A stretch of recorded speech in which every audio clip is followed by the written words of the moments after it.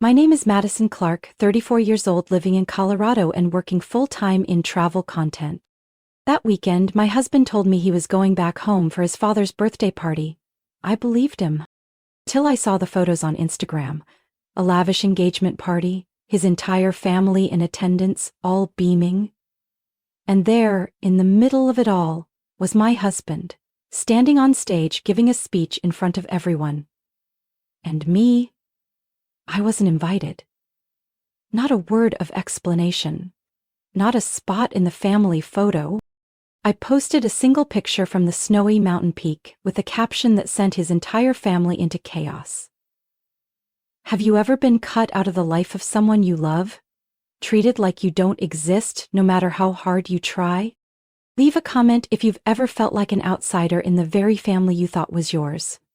And don't forget to like and subscribe if you want to follow this journey, where sometimes one photo is all it takes to unravel an entire web of lies. I used to think I was doing everything right. When Ethan proposed, I was the deputy creative director at a media firm in Los Angeles. My career was thriving, but I didn't hesitate.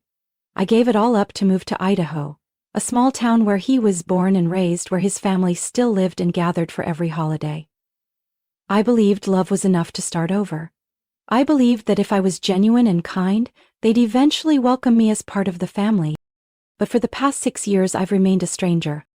I'm not exaggerating. I wasn't added to the family group chat.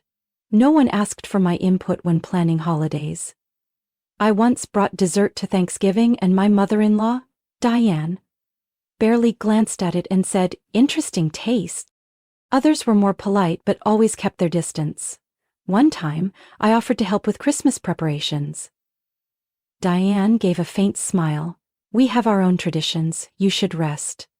So I stood alone in the kitchen, wrapping gifts for children I didn't even know by name. I'm not someone who gives up easily. I learned to cook their favorite stew. Picked up poker because Ethan's brothers loved it. I called my mother-in-law every week even when her replies were curt. I bought birthday cards for every family member, hand-wrote thoughtful notes, hoping these small things would make them see me as family, not just Ethan's wife. Ethan used to say, "They just need time. It's not that they don't like you, they just take a while to warm up." But as time passed, I saw no warming up. Only more distance. Family gatherings I wasn't told about. Group photos where I was cropped out, despite sitting at that very table. Conversations that abruptly ended the moment I walked into the room. I once thought I might be imagining things. But then I overheard something I'll never forget. That morning I came downstairs earlier than usual. They didn't know I was there. Diane was talking to Ethan's aunt in the kitchen. "That girl Madison?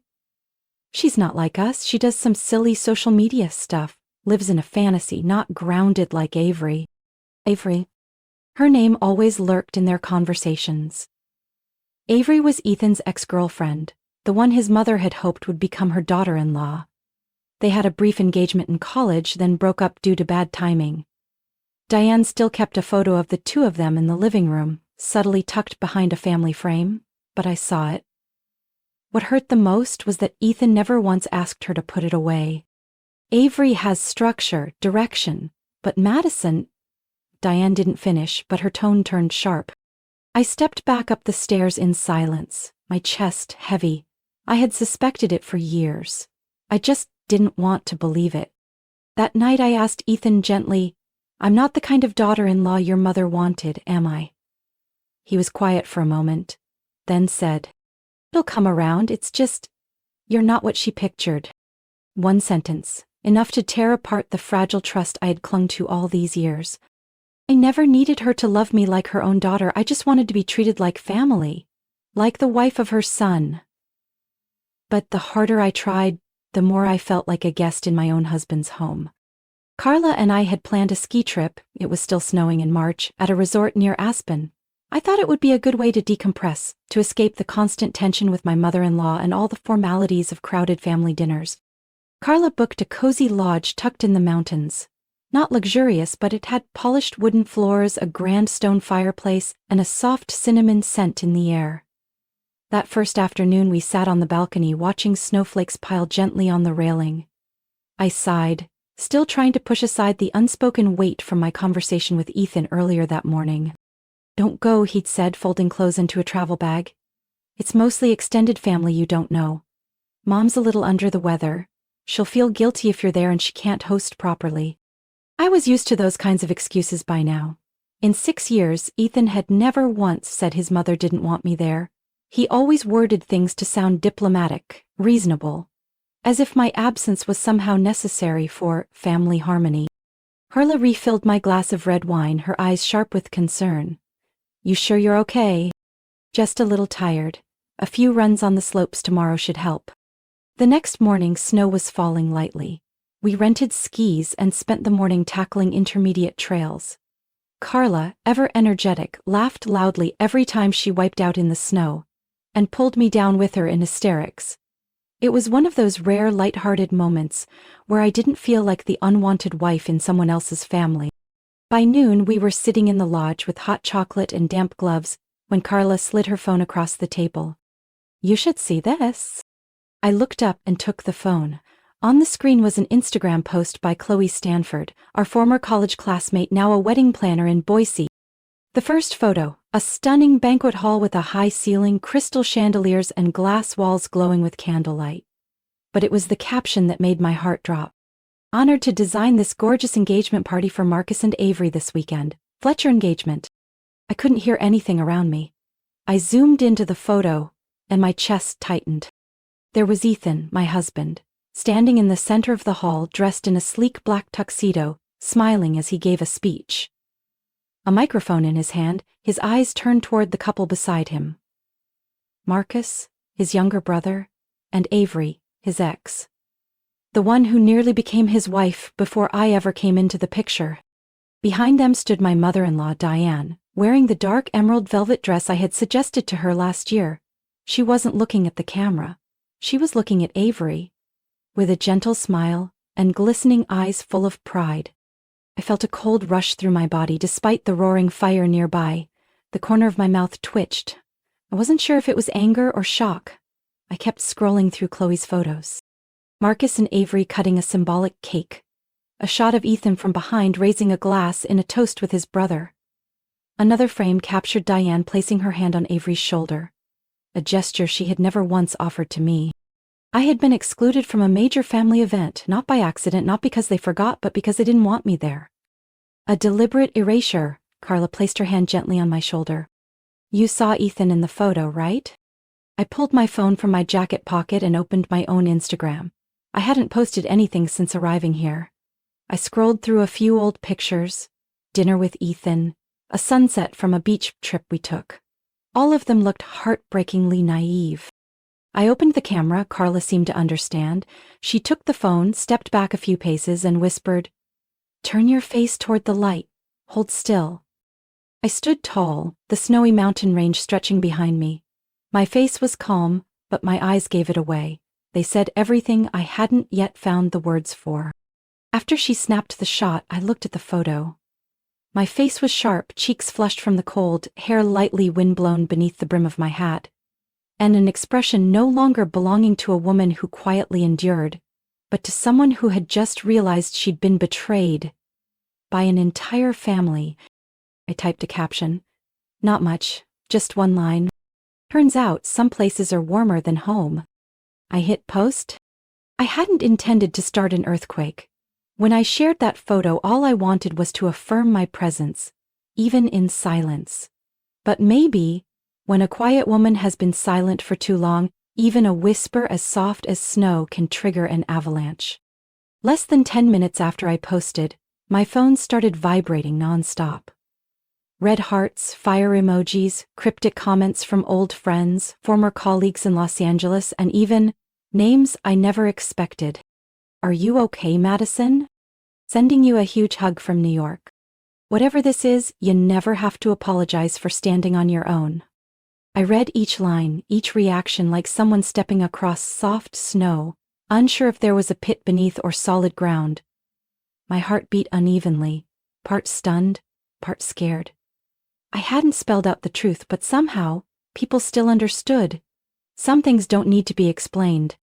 Carla stepped out of the bathroom, her hair still damp, a towel wrapped around her body. Seeing me glued to the screen, she asked softly, "What happened?" I handed her the phone. She scrolled for a while, then exhaled. Slow and heavy. "You know what? I wonder how many women have been quietly erased from moments they should have been part of, just because someone decided they didn't fit." I smiled, but my heart wasn't at ease. By nightfall, I didn't have to go looking for answers. The answers found me. The first message came from Ashley, one of Ethan's high school friends, who had moved back to the same town his family lived in. "Madison, what's going on? People here are talking. I just heard your mother-in-law isn't happy." Before I could reply, a call came through. It was Jade, a former colleague who used to handle internal communications at my old company. Her voice was sharp the moment I picked up. "You dropped a bomb?" I closed my eyes gently. Did I? The post, it's already been reshared on a women's community page with over 100,000 followers. Someone used it as the lead image for a piece called, "When You're Politely Removed from Your Own Life." I swallowed. "You think I should take it down?" Jade paused, then said, "No, because for the first time, you're not pretending." I didn't message Ethan. I waited to see how he would respond, once the truth could no longer be hidden. Around 10 p.m., his first message arrived. "What are you trying to do, Madison?" No apology. No, can I call you? Just a question full of irritation, like I'd spilled wine on his conference table. 3 minutes later, another message. "I'm here trying to salvage a dignified family event and you've made yourself the victim on the internet." I stared at the screen, my lips pressed together tightly. He wasn't mad about what he'd done. He was mad that I didn't stay silent. I turned to Carla, who was making tea in the lodge's little kitchen. "Messaged," I said, my voice oddly calm. King asked if I was okay. He asked what I was doing." Carla poured the tea into mugs and placed one on the table. "Sound familiar?" She was quiet for a while, then looked at me. "So, how do you want to respond?" I shook my head. "You know what? I don't feel like I have to explain anything anymore." A few hours later, my photo appeared on a well-known blog for women who'd been hurt in marriage. Someone had shared it. I sat in front of the fireplace, hands wrapped around a warm mug of tea. The photo I posted remained, no edits, no excuses. The messages poured in faster. One came from his mother. "Diane, Madison, you need to know when to stop. We're adults. Family matters shouldn't be aired online." I stared at the text and let out a short laugh. Yes, I used to believe that too. But maybe, if they had truly seen me as family, they wouldn't have left me out of such an important day. Wouldn't have quietly replaced me with someone from the past. Wouldn't have pretended I never existed in their picture. I set the phone down and turned to Carla. "Tomorrow, let's go to the highest slope. The sun will be out. I need another photo. Not to retaliate, but to capture the moment I finally saw everything, clearly." I returned home on a Sunday afternoon, with sunlight tilting over the roof and long tree shadows stretching across the walkway. Ethan's car was already in the driveway, as if he'd come back early to wait. I stepped up the familiar porch steps that now felt strangely foreign. The doorknob was colder than I expected. Inside, almost nothing had changed. The floor lamp still angled awkwardly, Ethan's coffee mug still stained at the rim. But the air was different, heavy. As if the things I had seen on that mountain followed me home. Trailing through the hallway, pressing on the heart of this house. Ethan stood in the kitchen, still wearing a white dress shirt and gray slacks, sleeves rolled, tie loosened. Not birthday party clothes, the kind of outfit he wore when he needed to impress someone who wasn't me. Before I could say a word, he spoke first, voice tight as a wire. "You embarrassed my whole family." I set my keys on the table, peeled off my gloves, and looked directly at him. "That's how you're starting this?" He frowned. "You turned a joyful family event into social media gossip. Do you know how much damage control everyone's doing right now? You call that a joyful event?" I tilted my head slightly, feeling no more anger, just a quiet, steady emptiness. "It was Marcus and Avery's engagement party," Ethan said, as if that somehow softened the truth. "Not mine." I stepped closer, keeping my voice even. "You gave a speech in front of the whole room. Your mother stood beside Avery like she'd just welcomed her daughter-in-law back. And I was on a mountain, watching it unfold through photos from old friends. How do you think that felt? Ethan turned away, bracing himself against the kitchen counter. I didn't want you to get hurt. My mom, she said the party was for those who truly belonged. My heart clenched, but I kept it hidden. And what about you? I asked. Do you think I belong in your family? He turned back, eyes avoiding mine. Madison, you know how my mom is. She's very traditional. She wants everything to be perfect. Perfect by erasing me from the picture? My laugh was short, but my voice cracked faintly. He rubbed his forehead. I didn't know what to do. Everything happened so fast. I stepped back and looked around the kitchen, the place where I used to cook the dinners he loved, where I once left little handwritten notes stuck to the fridge.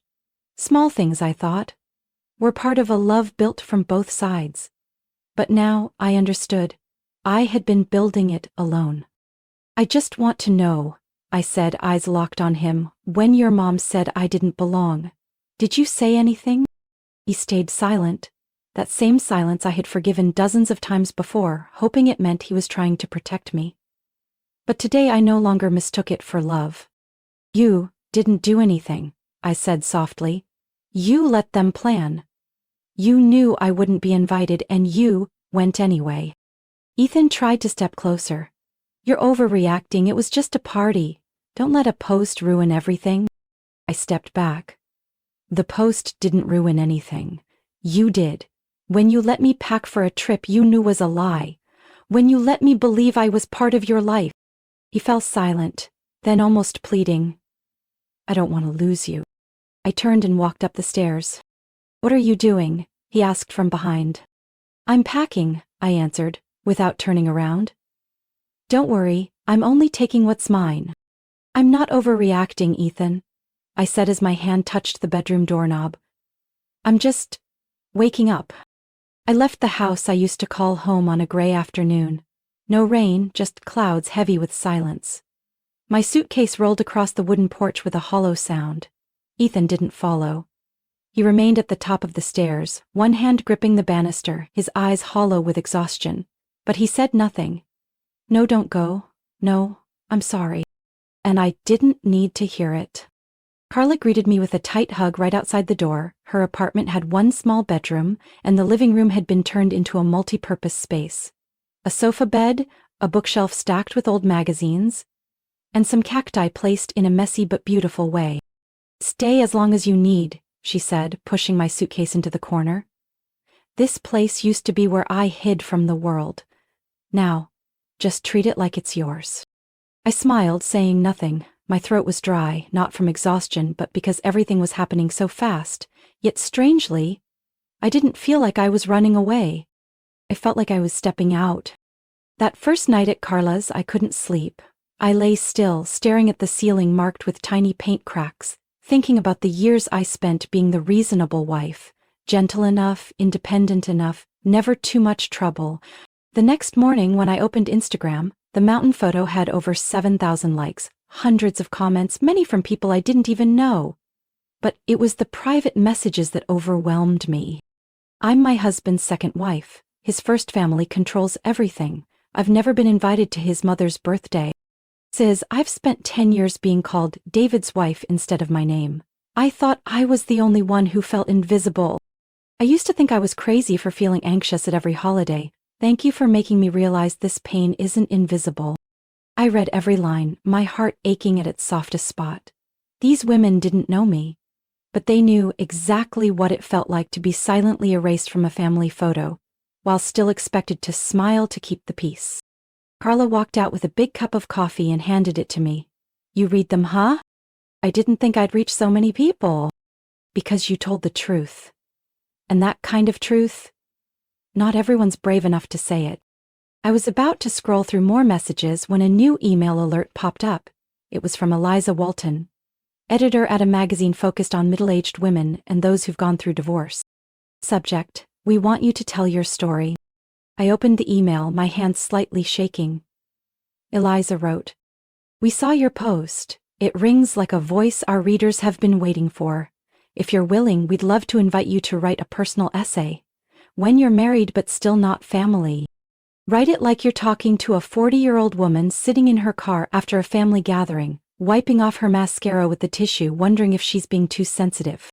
I finished reading with a wave of mixed emotions. I'm not a writer, but I know that feeling. I sat in that car, mascara smudged in the rearview mirror. Carla looked at me, eyebrows raised. You're gonna say yes, right? I nodded. That evening I opened my laptop. At first I didn't know where to begin, but then my fingers began typing the first lines. Some families never yell at you, they just act like you were never there, and it takes years to realize the worst pain isn't being hated, it's being treated like you don't matter. I didn't embellish anything, I told it straight. About the birthday party I was excluded from, about the family group chats that never had my name, about how Ethan used silence as a decision. I submitted the essay at midnight. 3 days later, Eliza replied the piece would be featured on the next issue's cover story, along with a thank you note. You've named a feeling that so many women couldn't put into words. I set down my phone, full of emotion. I didn't know what the future held. But for the first time in years, I felt heard and seen, not standing in a kitchen waiting to be asked, but standing in a community, saying something simple. I was there. And I stepped out. I was folding blankets on the sofa bed in Carla's living room when my phone buzzed. The name that popped up made me freeze. Lena Fletcher. Ethan's cousin. My age, the only person in his family I ever felt I could genuinely smile around. We were never close, but during every holiday, Lena always asked about my work, mentioned articles I'd posted, and once invited me for coffee after a Christmas party. The coffee never happened, but I held on to those small gestures. They were the only proof I had that I still belonged somewhere. Her message was only 2 lines. I know this hurts, but I have to be honest. They never planned to let you stay. I sank to the edge of the couch, still holding an unfolded pillowcase. For a few seconds, I didn't know how to reply. I wasn't sure I was ready to hear more. But Lena's words turned a quiet fear into undeniable clarity. I texted back. What do you mean? Less than a minute later, she called. I picked up. Her voice was soft, hesitant. I'm sorry to call out of the blue, but after reading your post and seeing how the family reacted, I can't stay quiet anymore. I didn't say anything. Sometimes silence is the only way to let the truth keep flowing. Did you know, Lena continued, what Ethan's mom said to Avery, even before you and Ethan got married? I bit my lip. No, she told Avery. You're the one Ethan should marry. Madison is just a phase, she won't last in this family. A thin layer beneath my chest felt like it had been torn open by someone's fingernail. I had always felt like an outsider, but I used to think, at the very least, that feeling came from natural differences. I never imagined it had been planted long before, deliberately. And Avery? I asked quietly. How did she respond? Lena hesitated. I don't know everything, but I've heard they've kept in touch. Quietly. These past few months, Ethan's been going home a lot for so-called family matters. But I saw pictures of him and Avery having lunch together twice. One time they were sitting really close at the Bellevue Hotel bar. I saw it with my own eyes. I closed my eyes. That was the place Ethan had said he was meeting his cousins. Lena's voice sped up like she was afraid I might hang up. I don't think there's anything shady going on, but Ethan hasn't been fully honest, and I know for a fact his mom personally helped Avery plan the engagement party with Marcus. My body stiffened. Plan? Yes. She's the one who suggested the venue, hired the florist, arranged the menu. I overheard her once saying, at least Avery is finally marrying into the family. I couldn't stop the dry laugh that escaped me. Marrying in, what is this, a royal court? Lena didn't laugh. I know this is too late. And I know you don't want anyone's pity, but I need you to know one thing. Every time you felt excluded, it wasn't random. They never meant to include you in the picture, because they never planned on keeping you in it. I sat still for a long time after the call ended. Every memory fell like loose rubble. Diane's evasive glance when I asked about Easter plans, the way Ethan jumped when I walked in while he was texting, All the times Avery just happened to show up at events I was told I was too busy to attend. I had always wondered what I did wrong. Was I not friendly enough, not graceful enough? Did I fail to understand their family culture? But the truth was, I was never allowed to win. I had walked into a game whose rules were already written, and the ones who wrote them never intended for me to stay. Carla walked in just as I sat on the rug, laptop on my lap, eyes staring at nothing. "Who did you talk to? You look like you just walked through a storm." I told her everything, no fast-forwarding, no skipping parts. Carla didn't curse. She just sat beside me, gently gripped my arm and whispered, "Honestly, you've always been stronger than all of them combined. But now you've got one more reason not to ever go back. Don't you?" I gave a slow nod, letting the weight of it settle between us. Not because I was angry anymore, but because I saw it clearly now. I was never their choice. I was just a placeholder, while they quietly worked to bring the past back in. And Ethan, he knew. He let it happen. His silence was no longer weakness. It was complicity. And maybe the cruelest kind of betrayal is the person you love silently agreeing to let you be erased from their life. Gently and without a trace. And maybe the most painful kind of betrayal is when the person you love agrees, quietly, to let you be erased from their life. Gently and without a trace. On Tuesday night, as I was finishing the last lines of a new piece about chosen family, there was a knock at the door. Not urgent but slow and familiar, so familiar my heart sank immediately. I didn't have to look through the peephole to know who it was. Carla stepped out of her room, holding a cup of tea. Her expression wasn't surprised, just quietly questioning. "I'll get it." Ethan stood there, long coat hanging loose, eyes sunken like he hadn't slept in days. But what struck me wasn't how tired he looked, it was the way he looked at me. Raw confusion, like he had prepared so much to say, but the moment he saw me it all felt pointless. "I need to talk," he said. No begging, no pleading, but I could tell his defenses were gone. "I didn't invite him in." Carla set her tea down and walked into the other room, leaving space for the two of us. Ethan stepped just past the doorway, standing on the edge of the rug, like he'd turn around and leave the second I said no. I crossed my arms, facing him. "Go ahead." He swallowed hard, eyes avoiding mine. "I know I was wrong not telling you the truth about the party, but I was pressured. My mom, she rushed everything. I didn't think it would turn out like this." "No, you thought you could separate the two, keep your mom happy and still keep me. And you were wrong for believing that was possible." I walked to the table, poured a glass of water, raised it to my lips, but didn't drink.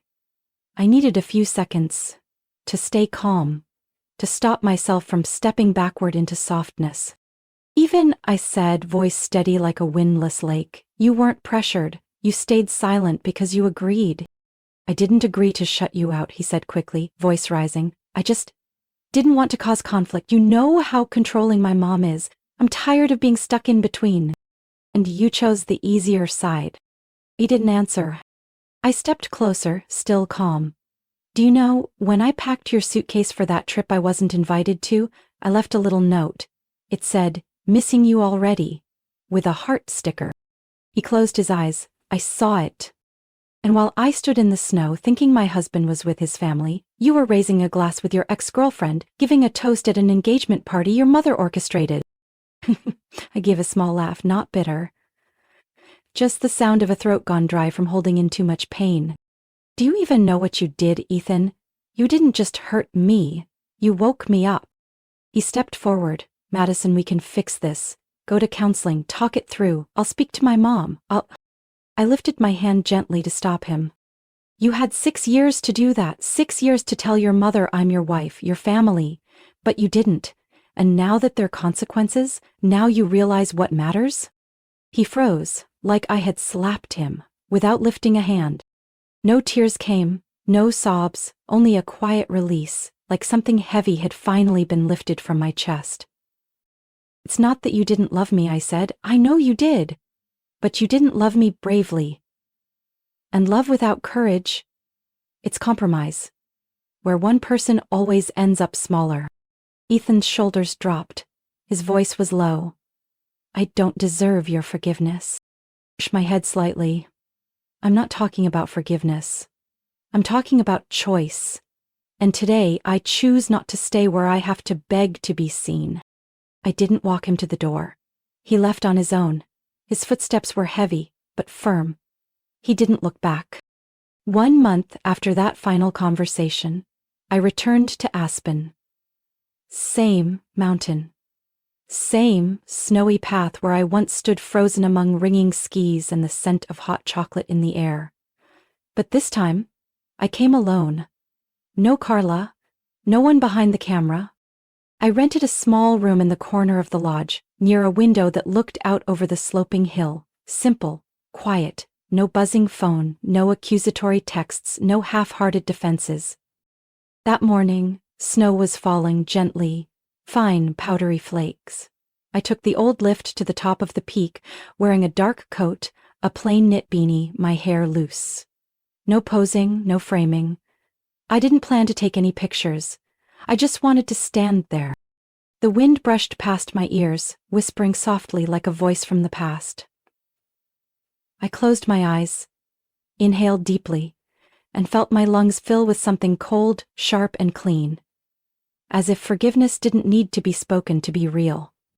When I opened my eyes, I instinctively spread my arms wide, like there was nothing left to hold on to. I stood that way for several minutes, then glided down the slope, effortless. What I didn't know was that farther down the same mountain ridge, someone else was capturing that moment. A travel photographer shooting a series called Faces in Nature. 3 days later, while I was working from a small coffee shop at the base of the mountain, my phone buzzed. A message from Eliza, the magazine editor, who had invited me to write before. Madison, do you have a minute? There's something you should know. I called her back immediately. Her voice was a mix of excitement and disbelief. Where were you up on Summit Peak last weekend? I was, but I was only up there for a few minutes. Well then, you're on the cover of next month's issue. I froze. What are you talking about? Have you heard of James Toller, the travel photographer who did the Earth Seen Through Grace series? Yes, I follow his work. Eliza laughed. Well, he was there Saturday. You're the woman in his shot. Arms spread at the summit. Your face isn't clear, but the energy, it's unmistakable. I was silent for a few seconds. And it's been published already? She sent me a link. The photo was titled, Freedom Has a Face. I opened the post. The image filled the screen, me alone against a pale gray sky and endless mountain ridges. My face slightly turned, hair lifted by the wind, arms open wide as if embracing the whole world. The comments section was filled with hundreds of reactions, strangers writing that the photo moved them to tears. Some said they had saved it as their wallpaper, a reminder that sometimes letting go isn't a loss, it's a beginning.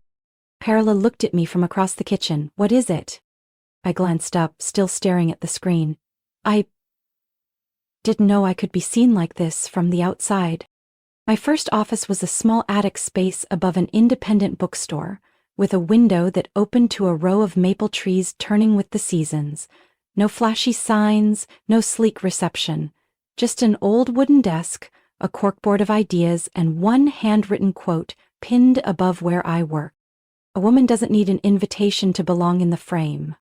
I named my company Northlight Studio, Light from the North. A name that carried both visual weight and the quiet truth I had spent half a life searching for.